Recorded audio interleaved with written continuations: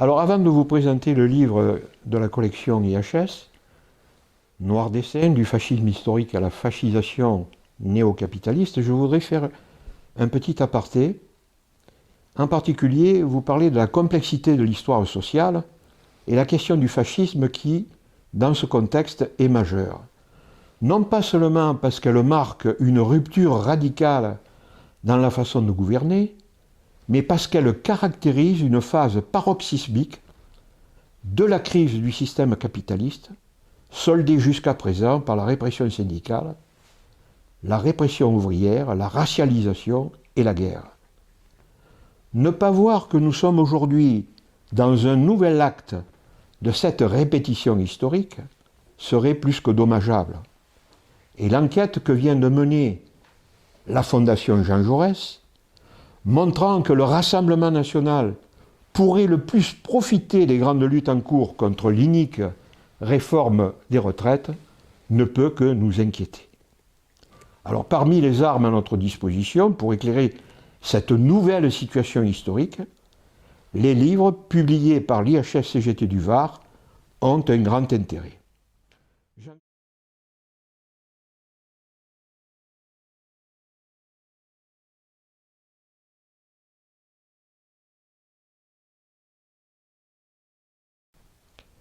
Disons tout d'abord, contrairement à la plupart des auteurs, que ce livre s'intéresse dans un premier temps à la situation générale de l'histoire du capitalisme, notamment quand ce dernier entre en crise.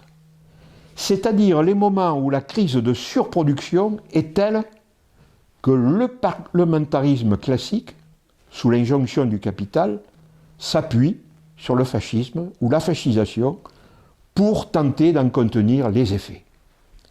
Effets qui se manifestent essentiellement par une baisse drastique du taux de profit, une banqueroute financière, une inflation galopante, une forte dépression économique, une dévaluation de la monnaie, une explosion du chômage, de la pauvreté, de la misère sociale, à l'instar de ce qui se passe au Liban aujourd'hui. Pour mettre en évidence les liens qui unissent le capitalisme et le fascisme, il fallait donc interroger l'histoire et revenir sur un certain nombre de faits qui montrent le capitalisme et le fascisme dans tous leurs états. Tout d'abord, les débuts de l'histoire du capitalisme avec tous ses errements jusqu'au triste sort des travailleurs et des populations lointaines qu'il a colonisés, ainsi que les fronts destructeurs qu'il a ouverts au cours des guerres coloniales et mondiales, y compris les deux génocides arméniens et juifs, période que nous avons appelée dans le livre le temps des exterminations, et dont l'ensemble des horreurs cumulées aura fait plus de 100 millions de morts. C'est dans ces temps de crise que s'inscrit la dérive fasciste dont le livre nous montre les facteurs économiques, géopolitiques, sociaux par lesquels le capitalisme en appelle au fascisme et au national-socialisme pour changer de mode de production. C'est-à-dire pour passer d'une industrie légère d'équipement à une industrie lourde capable de répondre à l'économie de guerre et porter tous les efforts non pour conquérir un marché, mais pour conquérir des territoires. Et c'est ce à quoi nous assistons aujourd'hui, avec l'épisode guerrier Russie-Ukraine et les milliards investis dans le surarmement un peu partout dans le monde, y compris au Japon, malgré sa constitution pacifiste, et en France à travers Macron, qui vient de créditer par échelonnement le budget militaire de 400 milliards d'euros.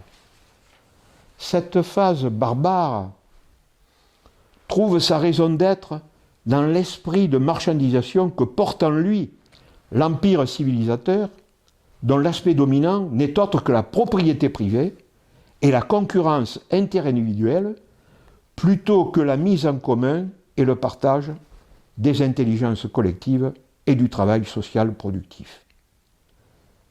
Si tout cela est conforme au grand marché mondialisé que Marx avait prévu, le néo-capitalisme de l'après-guerre est aussi marqué par le passage du conformisme au néoconformisme, répondant à l'idéologie libérale-libertaire de l'après-68 que le philosophe Michel Kouskar a qualifié d'idéologie du désir.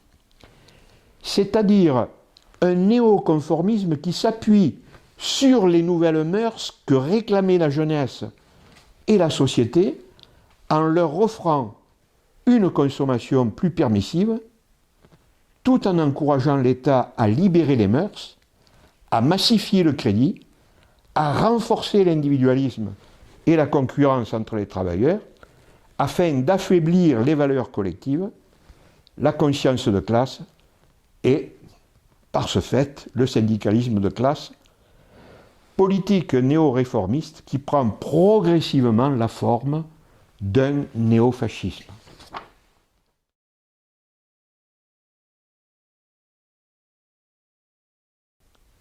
Car malgré l'élargissement d'un marché mondialisé plus permissif, la crise systémique de surproduction a pris le dessus, accroissant les inégalités et les laissés pour compte, notamment dans les pays en voie de développement, ne laissant d'autre choix à ces populations déshéritées que d'immigrer massivement vers les pays occidentaux.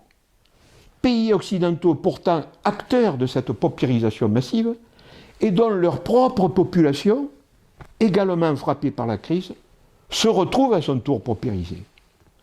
Voilà, entre autres raisons, un des mécanismes importants du processus de fascisation. Par ailleurs, alors que l'idéologie du désir se poursuit, une nouvelle idéologie, que j'ai nommée l'idéologie du sombre désir, centrée essentiellement sur la soumission féminine à une certaine rigueur vestimentaire à connotation religieuse et patriarcale, appelée mode pudique, impactant des millions de femmes, s'invite présentement dans le paysage sociétal, apportant son lot de mœurs et de fascisation.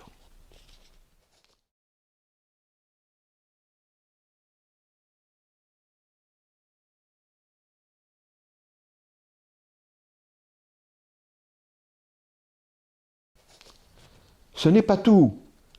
Ces dernières décennies ont généré toute une panoplie de mutations technologiques et cybernétiques aptes à modifier les modes de gestion du pouvoir, à reconvertir et à élargir les modes de production capitalistes, aux conséquences considérables sur l'organisation du travail et l'emploi, les rapports sociaux et les rapports sociétaux, mais aussi les équilibres environnementaux pourtant indispensables à la survie de l'humanité.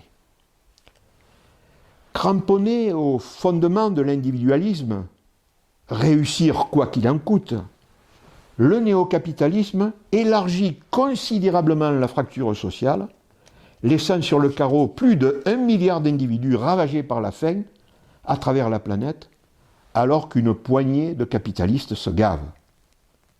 Pourtant, bien qu'il ait créé un second front à partir des couches moyennes destinées au marché du désir, production-consommation, le capitalisme n'arrive toujours pas à contenir sa propre crise et en appelle à un populisme aux mœurs conformistes propices à cette séquence fasciste.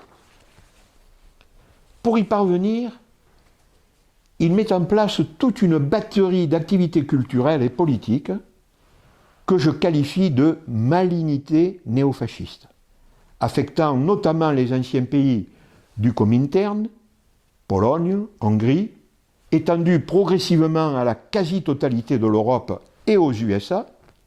Ces pays avancent des projets de civilisation dans lesquels sont affirmés la suprématie occidentale, la xénophobie, voire le racisme, et remettant en cause certains aspects sociétaux libéral-libertaire, notamment ceux touchant aux droits des femmes, au mariage gay et à la séparation justice-pouvoir et pouvoir d'État, dont la politique de Netanyahou en Israël est l'exemple type.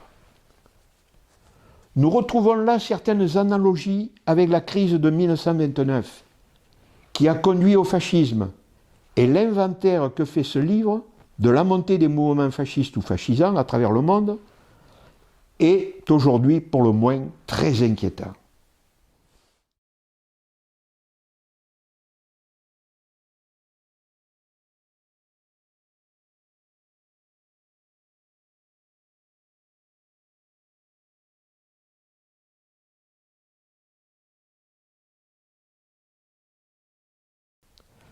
Cela passe par la caractérisation des théories et des personnages qui les ont initiés ou qui les initient, mais aussi par les hommes politiques et les partis politiques qui les ont mis en œuvre.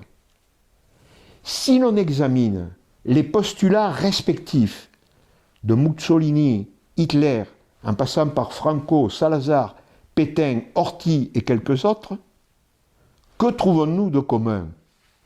Tout d'abord, leur anticommunisme, mais aussi la non-remise en cause des règles de fonctionnement du capitalisme et de la propriété privée, y compris celle des monopoles des pays dont ils sont pourtant le pouvoir.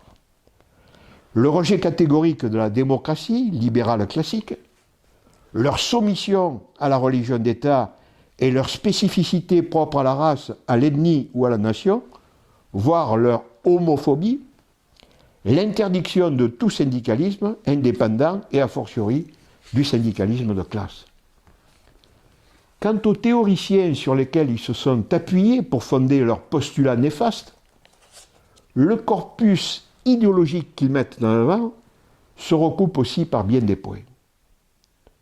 Le nazisme, dans le prolongement du fascisme italien, s'est appuyé sur Alfred Rosenberg, figure éminente du mouvement Völkisch, érigeant en valeur suprême le peuple conçu comme communauté basée sur le sang, dans une vision du monde mêlant germanisme, théorie païenne, guerre, antisémitisme, racisme.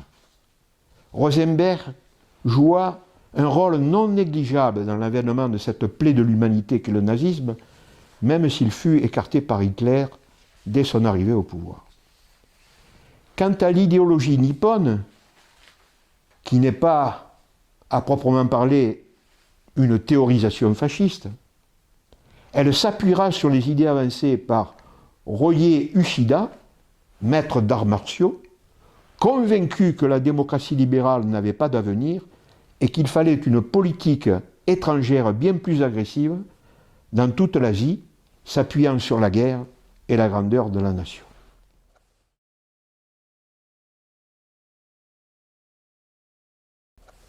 Mais celui qui s'est imposé et s'impose encore aujourd'hui comme maître à penser du fascisme n'est autre que le philosophe et homme politique italien Giovanni Gentile, qui avance dans son livre La doctrine fasciste, publié en 1932, un corpus idéologique troublant d'actualité et dont je vous livre quelques aspects essentiels. Alors je le cite. Les doctrines politiques fanent, les nations demeurent. Nous sommes libres de penser que nous avons devant nous le siècle de l'autorité, un siècle qui tend vers la droite, un siècle fasciste.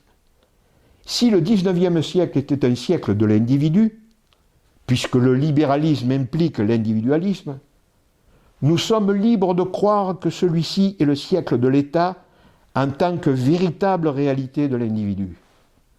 La conception fasciste de l'État est globale. En dehors d'elle, ne peut exister aucune valeur, ni humaine ni spirituelle, et encore moins avoir de la valeur. Ainsi compris, le fascisme est totalitaire, et l'État fasciste interprète, développe et donne un potentiel à toute la vie d'un peuple.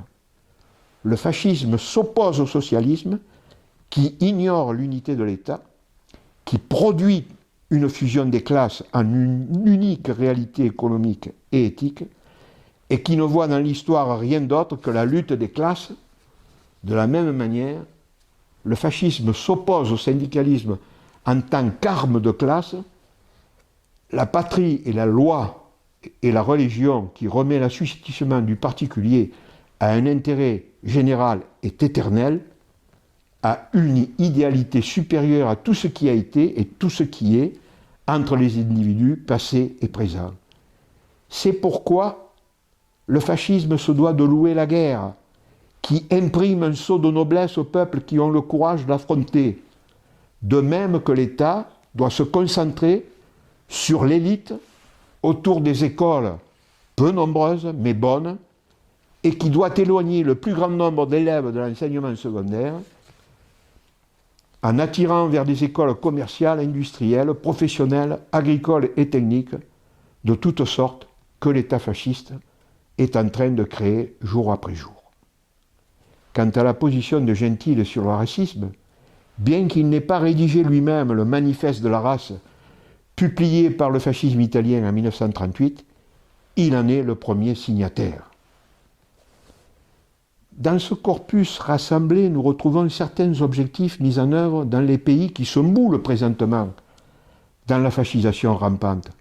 C'est pourquoi, dans le contexte de crise économique, politique globale actuelle, le corpus nationaliste, éthique, guerrier, élitiste et de facto raciste de Gentile prend un nouvel essor et vient nourrir la fascisation néocapitaliste que les partis d'extrême droite tentent de réactiver.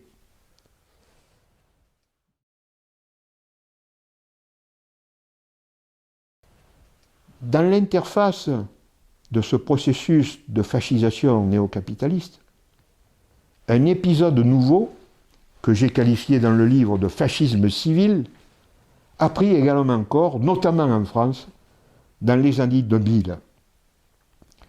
Il ne s'agit pas, à proprement parler, d'un corpus idéologique, mais d'une manière plus autoritaire de gouverner les démocraties occidentales, y compris à partir de certains secteurs régaliens de l'État, contre les conquis sociaux des travailleurs et l'ensemble des services publics.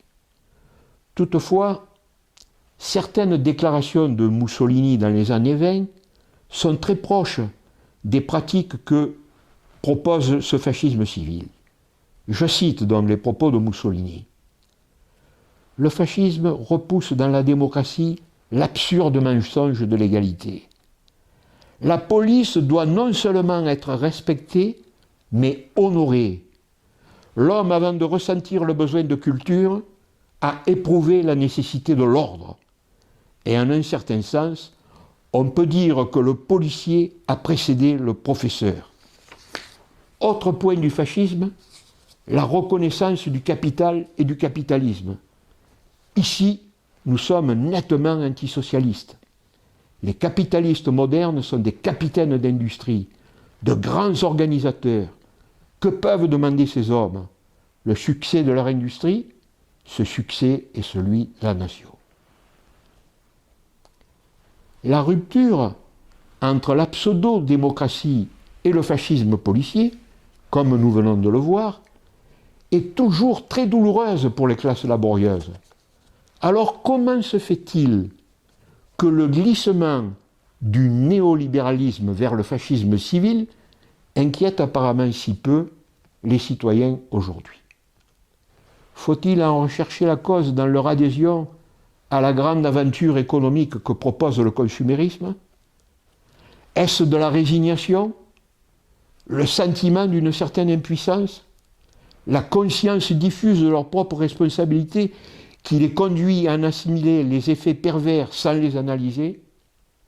Sans doute la réalité est-elle plus complexe et la dérive de la société suffisamment insidieuse pour qu'elle ne soit pas immédiatement perceptible.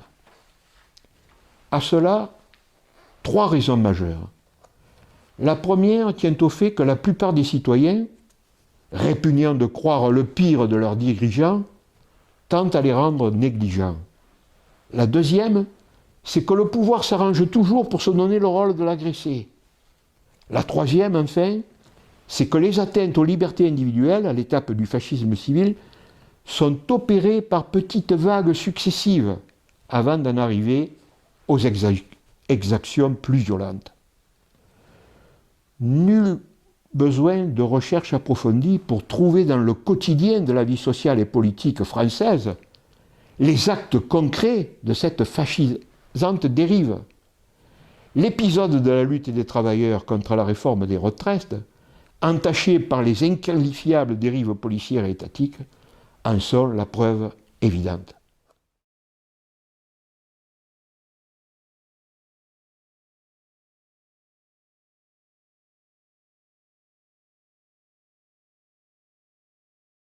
J'en viens maintenant aux personnages qui entendent incarner cette dérive fascisante, en particulier l'Américain Steve Bannon, que certains commentateurs présentent à tort comme le petit courtier de l'extrême droite.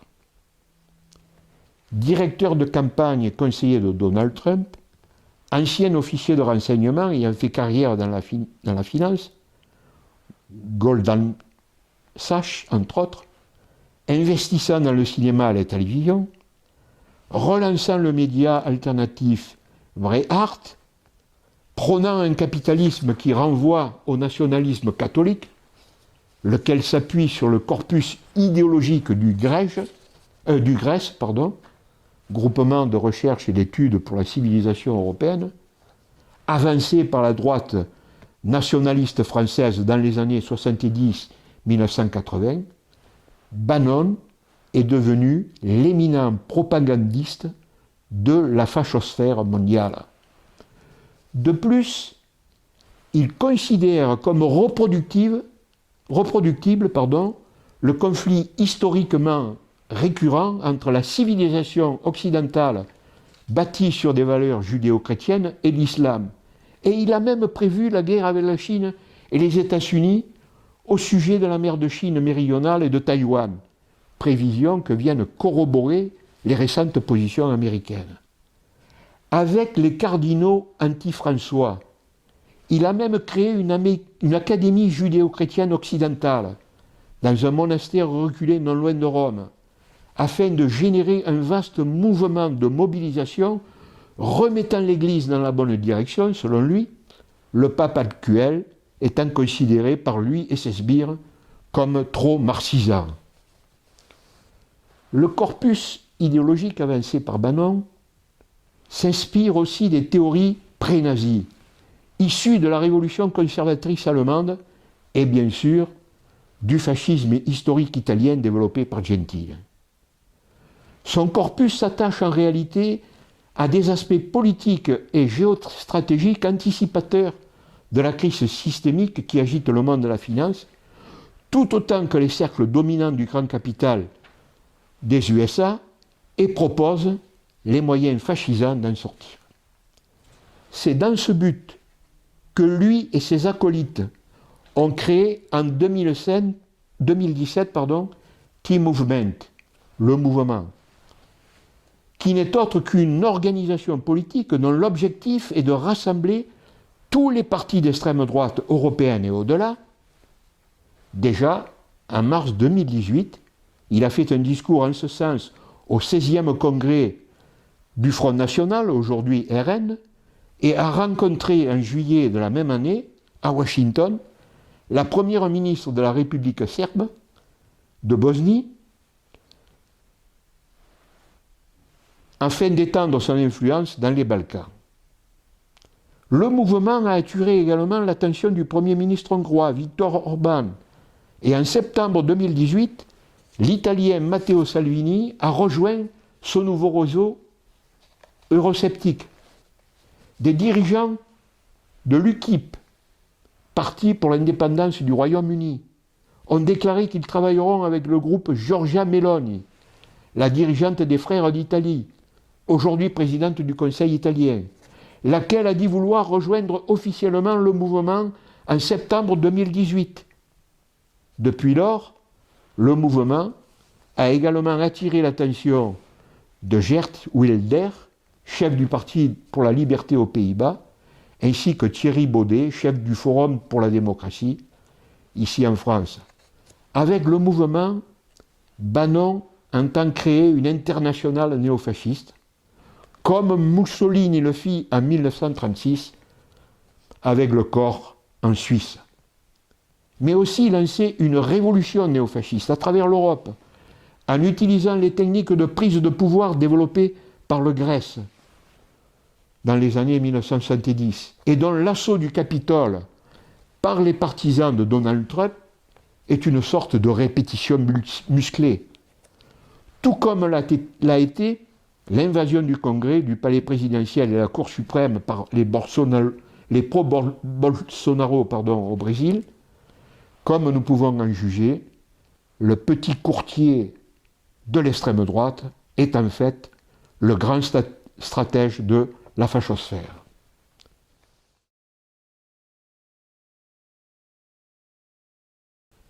Elon Musk, que les médias présentent comme un libertarien ennemi de l'État, alors qu'il est une figure avant-gardiste des GAFAM qui définit ses propres règles ou critères de pénétration du marché global, qui n'accepte aucune cyberfrontière et qui est prêt à dépasser, s'il le faut, les pseudo-démocraties occidentales comme se propose de le faire Bannon.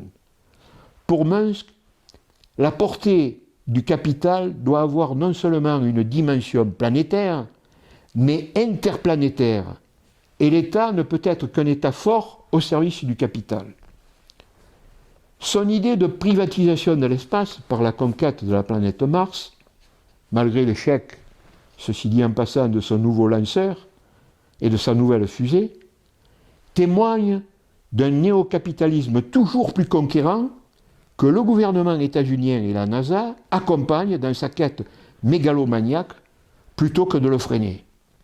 Cela dénote d'un déplacement des contre-valeurs capitalistes tendant à montrer que celles-ci passent après le palmarès des acteurs au sommet de la fortune, même si ces derniers sont néofascistes. Nous touchons là à un problème bien plus grave que les fantasmagoriques visées de Musk sur l'homme augmenté, cher aux transhumanistes, même s'il y a, dans cette fallacieuse approche, une dérive inquiétante que nous devons combattre.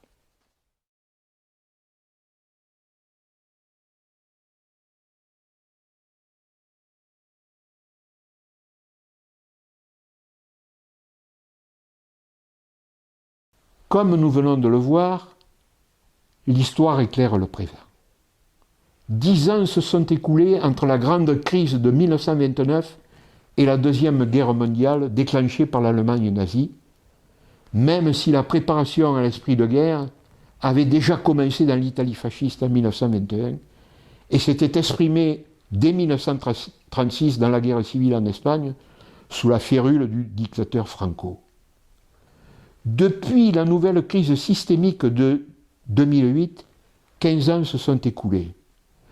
Comme au début des années 1920, le capital cherche à sortir de sa crise congénitale et comme par le passé, la fascisation et la guerre font partie de sa panoplie. Ironie de l'histoire, malgré l'aide économique et militaire qu'a apporté le capitalisme américain à l'Allemagne nazie de 1933 à décembre 1941, décembre 1941 étant la date de déclaration de guerre d'Hitler aux USA, aujourd'hui, les théories fascisantes du néocapitalisme mondialisé en crise systémique ne sont plus initiées par la vieille Europe, même si elles y contribuent, mais elles partent des États-Unis. Ce changement, plus particulièrement visible après l'arrivée de Trump à la Maison-Blanche, a donné des ailes à des processus de fascisation déjà engagés depuis un certain temps en Autriche, en Hongrie, en Pologne, en Italie, et touche à présent des pays aujourd'hui épargnés comme la Suède, la Finlande et d'autres encore. La France étant quant à elle dans un processus de durcissement des lois sociales et une répression policière, voire judiciaire, à l'encontre des migrants, des quartiers paupérisés et plus généralement des mobilisations sociales, gilets jaunes et grandes luttes contre les retraites en cours. C'est parce que la crise du système capitaliste exige pour le capital d'exposer toujours plus les corps, l'intelligence pratique intellectuelle des travailleurs, à la souffrance au travail, voire à la mutilation et à la mort, que l'État, à son service, doit leur opposer des réformes de plus en plus antisociales. Si les procédures antidémocratiques mises en œuvre par la politique macroniste et celles de ses prédécesseurs sont violentes, c'est parce que les lois que les gouvernants doivent prendre au nom du capital sont de plus en plus injustes et violentes.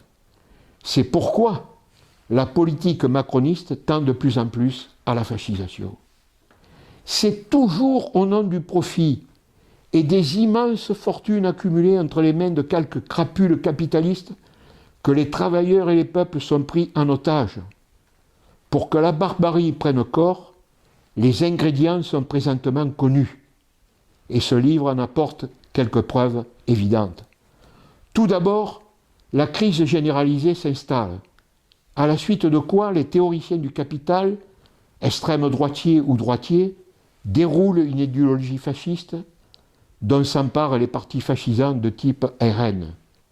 Comme toujours, ils se doivent de nous raconter une histoire dans laquelle l'Occident capitaliste représente le bien et l'autre partie du monde, mais aussi le migrant, le basané, le prolo, et tous les progressistes représentent le mal qui doit être combattu, voire éradiqué.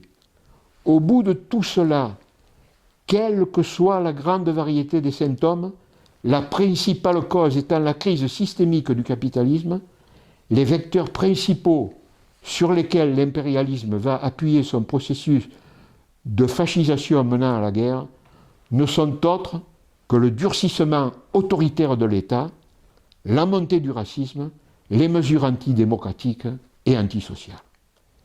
C'est pourquoi nous n'avons d'autre choix que d'éclairer la situation politique, économique et sociale et de mener le combat de classe acharné contre le terrible cancer que représente le capitalo-fascisme.